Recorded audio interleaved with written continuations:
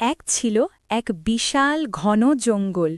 সেই জঙ্গলে থাকত এক ভয়ানক রাক্ষস।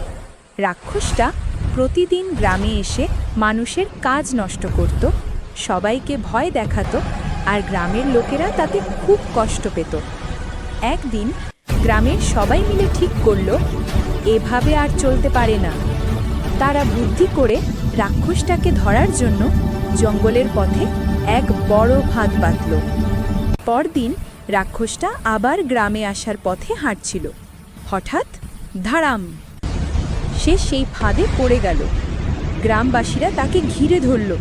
রাক্ষসটা বুঝল সে ভুল করেছে। প্রচণ্ড ভয় পেয়ে সে সবাইকে বলল, ক্ষমা করো, আমি আর কখনো কাউকে ভয় দেখাবো না, আর তোমাদের গ্রামে আসবো না। গ্রামের মানুষরা তাকে ছেড়ে দিল। তারপর থেকে রাক্ষসটা আর কোনো দিন মানুষের ক্ষতি করেনি।